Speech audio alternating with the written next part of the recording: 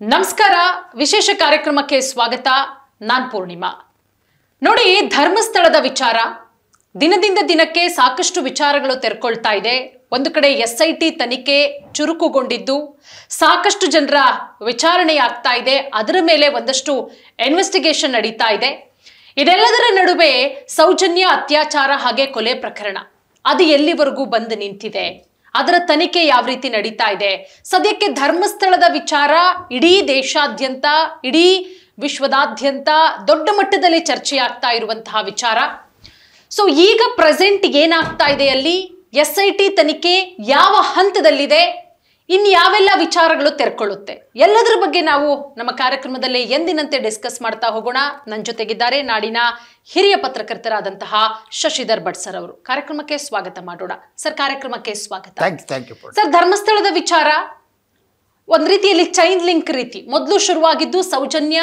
ಅತ್ಯಾಚಾರ ಕೊಲೆ ಪ್ರಕರಣದಿಂದ ಶುರುವಾದಂತಹ ವಿಚಾರ ಅಲ್ಲಿ ಬೇರೆ ಬೇರೆ ರಹಸ್ಯಗಳು ಬೇರೆ ಬೇರೆ ಗುಡ್ಡಗಳು ಎಲ್ಲವೂ ಕೂಡ ತೆರೆದುಕೊಳ್ತು ಆ ಗುಡ್ಡದಲ್ಲಿ ಒಂದಷ್ಟು ಅಸ್ಥಿಪಂಜರ ಒಂದಷ್ಟು ತಲೆಬುರುಡೆ ಒಂದಷ್ಟು ಮೂಳೆಗಳು ಯಾರದೇ ಐಡಿ ಕಾರ್ಡ್ ಇರಬಹುದು ಬೇರೆ ಬೇರೆ ಕಳೆಬರಹಗಳು ಏನೇನೋ ವಿಚಾರಗಳು ಟರ್ನ್ ಆಯ್ತು ಯಾರೋ ಬಂದ್ ಸತ್ರು ಏನೇನೋ ವಿಚಾರಗಳು ಸದ್ಯಕ್ಕೆ ಎಲ್ಲಾ ವಿಚಾರಗಳ ಬಗ್ಗೆ ಈಗ ಎಸ್ಐಟಿ ತನಿಖೆಯನ್ನ ಮಾಡ್ತಾ ಇದೆ ಸಾಕಷ್ಟು ಜನರ ವಿಚಾರಣೆಗಳಾಗ್ತಾ ಇದೆ ದಿನದಿಂದ ದಿನಕ್ಕೆ ಹೊಸೊಬ್ಬರು ಬಂದು ದೂರುಗಳನ್ನ ಕೊಡ್ತಾ ಇದ್ದಾರೆ ಸದ್ಯಕ್ಕೆ ಈಗ ಅಪ್ಡೇಟ್ ಏನಾಗ್ತಾ ಇದೆ ಸರ್ ಎಸ್ಐಟಿ ತನಿಖೆ ಯಾವ ಹಂತದಲ್ಲಿದೆ ಅಂತ ಒಂದು ಈಗ ಭಾಳ ಸ್ಪಷ್ಟವಾಗ್ತಾ ಇರುವ ಅಂಶ ಅಂದರೆ ಈ ಪ್ರಕರಣ ಏನಿದೆ ಇದು ಬುರುಡೆ ಪ್ರಕರಣ ಅಲ್ಲ ಯಾವ ಪ್ರಕರಣವೂ ಅಲ್ಲ ಇದು ಹೆಣ ಹೂತ ಪ್ರಕರಣ ಮತ್ತು ಹೆಣ ಸಾಗಿಸಿದ ಪ್ರಕರಣ ಇವೆರಡೂ ಕೂಡ ಇಂಟರ್ ರಿಲೇಟೆಡ್ ಒಂದು ಏನು UDR ಏನಿದೆ ಅನ್ಐಡೆಂಟಿಫೈಡ್ ಡೆತ್ ರಿಪೋರ್ಟ್ ಆ ಅನ್ಐಡೆಂಟಿಫೈಡ್ ಡೆತ್ ರಿಪೋರ್ಟ್ ಪ್ರಕಾರ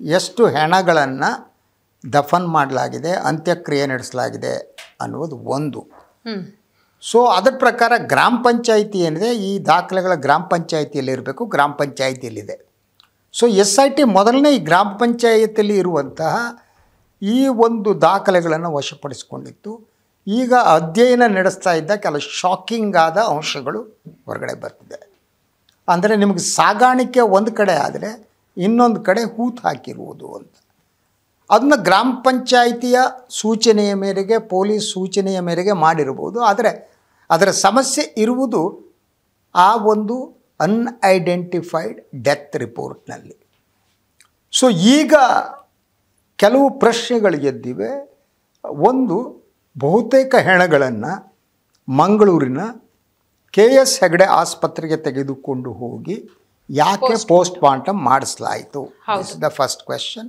ಖಂಡಿತ ಯಾಕೆ ಅಂದರೆ ಒಂದು ಯಾವುದೇ ಇಂತಹ ಪ್ರಕರಣಗಳಲ್ಲಿ ಪೋಸ್ಟ್ ಮಾರ್ಟಮ್ ಮಾಡುವಾಗ ಅದನ್ನು ಸರ್ಕಾರಿ ಆಸ್ಪತ್ರೆಗಳಲ್ಲೇ ಮಾಡಬೇಕು ಹೊರಗಡೆ ಮಾಡೋ ಹಾಗಿಲ್ಲ ಖಂಡಿತ ಸೊ ಪಕ್ಕದಲ್ಲಿ ಬೆಳ್ತಂಗಡಿ ಇದ್ದರು ಬೆಳ್ತಂಗಡಿಯಿಂದ ಬಿಟ್ಟು ಮಂಗಳೂರಿಗೆ ಯಾಕೆ ತೆಗೆದುಕೊಂಡು ಹೋದರು that is the first question ಅದರ ಜೊತೆಗೆ ಈ ವರದಿಗಳ ಪ್ರಕಾರ ಇರುವ ಇನ್ನೂ ಕೆಲವು ಅಂಶಗಳು ಆಘಾತಕಾರಿ ಅಂಶಗಳು ಅಂದರೆ ಕೆಲವು ಹೆಣಗಳನ್ನು 15 ದಿನಗಳವರೆಗೆ ಅಲ್ಲಿಟ್ಟುಕೊಳ್ಳಲಾಗಿತ್ತು ವಾಯ್ ಇದು ಸಂಶಯಕ್ಕೆ ಕಾರಣ ಆಗುತ್ತೆ ಕೆಲವು ಹೆಣಗಳನ್ನು ಹೆಣ ಸಿಕ್ಕ ತಕ್ಷಣವೇ ತೆಗೆದುಕೊಂಡು ಹೋಗಿ ಬಂದು ಒಂದೇ ದಿನದಲ್ಲಿ ಅದರ ಅಂತ್ಯಕ್ರಿಯೆಯನ್ನು ಮಾಡಲಾಗಿದೆ ದಫನ್ ಮಾಡುವುದು ಇನ್ನೊಂದು ಮಾಡೋದನ್ನು ಮಾಡಲಾಗಿದೆ ಅಂದರೆ ಇಡೀ ಈ ಒಂದು ಪ್ರಕರಣದಲ್ಲಿ ಏಕರೂಪತೆ ಕಾಣ್ತಾ ಇಲ್ಲ ಒಂದೊಂದು ಹೆಣವನ್ನು ಒಂದೊಂದು ರೀತಿ ಮಾಡಲಾಗಿದೆ ಇದು ಸಂಶಯಕ್ಕೆ ಕಾರಣ ಅದಕ್ಕಾಗಿ ಭಾಳ ಜನ ಹೇಳೋದು ಆರೋಪ ಕೇಳ್ತಾ ಬರುವುದು ಅಲ್ಲ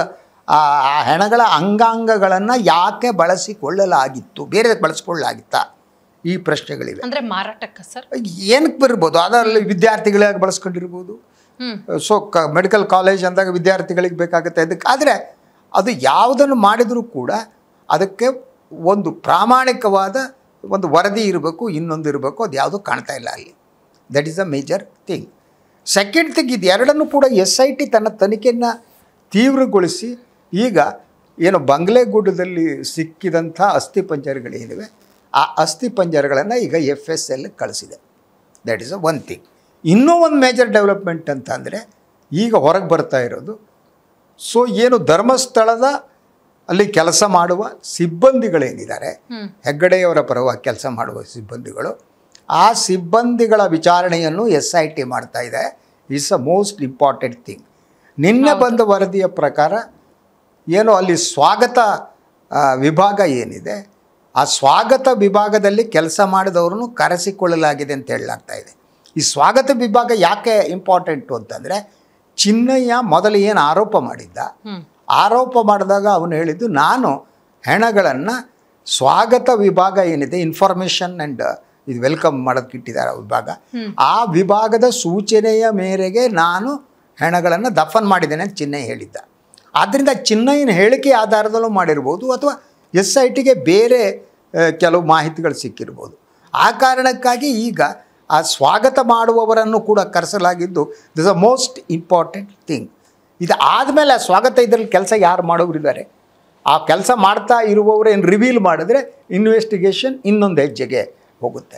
ಅದ್ರ ಜೊತೆಗೆ ಇವರು ಮಾತ್ರ ಸೀಮಿತ ಆಗಿಲ್ಲ. ಅವರು ಏನೋ ಬೆಳ್ತಂಗಡಿ ಸ್ಟೇಷನ್ನಲ್ಲಿ ಕೆಲಸ ಮಾಡಿದಂತಹ ಪೊಲೀಸರು ಏನಿದ್ದಾರೆ, ಈಗಿರುವವರು ಮತ್ತು ಮೊದಲಿದ್ದವರು, ಅವರನ್ನು ಕರೆದು ಕೂಡ SIT ಎನ್ಕ್ವೈರಿ ಮಾಡ್ತಿದೆ. ಯಾಕೆಂದರೆ ಅವರ ಇನ್ವಾಲ್ವ್ಮೆಂಟ್ ಏನಿದೆ ಅದು ಅನುಮಾನಕ್ಕೆ ಎಡೆಯನ್ನು ಉಂಟು ಮಾಡುತ್ತೆ. ಸೊ ಯಾಕೆಂದರೆ ಇನ್ನೊಂದು ವರದಿ ಇವತ್ತಾನೆ ರಿವೀಲ್ ಆಗಿದೆ. ಅದು ಒಂದು ಅನ್ಐಡೆಂಟಿಫೈಡ್ ಬಾಡಿ ಅಂತ ಅವರು ರಿಕಗ್ನೈಸ್ ಮಾಡಿದ್ದಾರೆ. 2000 ಐ ಥಿಂಕ್ 24 ಅನಿಸುತ್ತೆ, ಸಬ್ಜೆಕ್ಟ್ ಟು ಕರೆಕ್ಷನ್ ಆ ವರದಿ ಹೇಳುತ್ತೆ. ಸೊ ಆವಾಗ ಸಿಕ್ಕಂಥ ಒಂದು ಹೆಣ ಏನಿದೆ, ಆ ಹೆಣ ಕೇರಳದ ಒಬ್ಬ ವ್ಯಕ್ತಿ ಇದ್ದು, ಅವನ ಹೆಸರು ಅವನ ಹೆಸರು ಶ್ಯಾಮ್ ಅಂತ. ಆ ಶ್ಯಾಮ್ ಎನ್ನುವ ವ್ಯಕ್ತಿ ಸುಮಾರು 45ರಿಂದ 50 ವರ್ಷದ ವ್ಯಕ್ತಿ, ಆತ ನಾಪತ್ತೆಯಾಗಿದ್ದ. ಅವನ ಬಾಡಿ ಸಿಕ್ಕಿದೆ ಅಂತ ಅಲ್ಲಿರುವ ಯಾರೋ ಚಂದ್ರಶೇಖರ್ ಹೆಗಡೆ ಸಂಬಡಿ ಅವ್ರು ದೂರು ಕೊಡ್ತಾರೆ. ದೂರು ಕೊಟ್ಟ ಮೇಲೆ ಆ ಹೆಣ ಸಿಗುತ್ತೆ. ಆ ಹೆಣ ಸಿಕ್ಕ ಮೇಲೆ ಆ ಫ್ಯಾಮಿಲಿಯವ್ರಿಗೆ ಗೊತ್ತಾಗುತ್ತೆ, ಕಳ್ಕೊಂಡವರಿಗೆ. ಸೊ ಆ ಫ್ಯಾಮಿಲಿಯವರು ಬಂದು ಐಡೆಂಟಿಫೈ ಮಾಡ್ತಾ ಇದ್ದು ತಮ್ಮ ಹೆಣ ಸಂಬಂಧಪಟ್ಟದ್ದು ಶ್ಯಾಮ್ ಅಂತೇಳಿ. ಆದರೆ ಅದನ್ನು UDRನಲ್ಲಿ ಸೇರಿಸಿ ಅದನ್ನು KS ಹೆಗ್ಡೆ ಆಸ್ಪತ್ರೆಗೆ ಕಳಿಸಲು. UDR ಅಂತಂದರೆ ಅನ್ಐಡೆಂಟಿಫೈಡ್. ಅಂದರೆ ಐಡೆಂಟಿಫೈ ಆದ ಹೆಣವನ್ನು ಅನ್ಐಡೆಂಟಿಫೈಡ್ ಆದ ಲಿಸ್ಟಿಗೆ ಸೇರಿಸಿ ಅದನ್ನು ಪೋಸ್ಟ್ಮಾರ್ಟಮ್ ಮಾಡಿ ದಟ್ ಅಂತ್ಯಕ್ರಿಯೆ ಮಾಡಿದ್ದು ಯಾಕೆ? ಅದನ್ನು ಐಡೆಂಟಿಫೈ ಆದ ತಕ್ಷಣ ಯಾರ ಕುಟುಂಬದವರಿಗೆ ಆ ಹೆಣವನ್ನು ಕೊಡಬೇಕಾಗಿತ್ತು. ಅವ್ರು ಕೇಳ್ತಾ ಇದ್ದಾರೆ, ಎಸ್ ನಮ್ಮದು, ನಾವು ಅಂತ್ಯಕ್ರಿಯೆ ಮಾಡ್ತೀವಿ ಅಂತ. ಈ ವರದಿಗಳು ರಿವೀಲ್ ಆಗ್ತಿವೆ. ಹೀಗೆ ಇಂಥ ಕೆಲವು ಇಂಡಿವಿಜುವಲ್ ಕೇಸಸ್ ಏನಿದೆ, ಆ ಇಂಡಿವಿಜುವಲ್ ಕೇಸಸ್ಗಳು ಭಾಳ ಆಘಾತಕಾರಿಯಾಗಿದೆ ಅಂತ SIT ಮೂಲಗಳು ಹೇಳುವಂಥದ್ದು. ಸೊ ಇದ್ರ ಮೇಲೆ ಹೇಗೆ ಇನ್ವೆಸ್ಟಿಗೇಷನ್ ಈಗ ಮುಂದುವರಿಯುತ್ತೆ ಅನ್ನೋದು ಭಾಳ ಮುಖ್ಯವಾದ್ದು. ಅದರ is a most important point. ಇದು it is the important juncture in the investigation. ಈಗ ಕರೆಕ್ಟ್ ಇನ್ವೆಸ್ಟಿಗೇಷನ್ ಮಾಡಿದರೆ, ಸರಿಯಾದ ದಿಕ್ಕಿನಲ್ಲಿ ಹೋದರೆ, ಈ ಎಲ್ಲ ಅನ್ಐಡೆಂಟಿಫೈಡ್ ಆದ ಸಾವಿನ ಪ್ರಕರಣಗಳೇನಿವೆ ಅದನ್ನು ಒಂದು ತಾರ್ಕಿಕ ಅಂತ್ಯಕ್ಕೆ ಹೋಗ್ಬೋದು.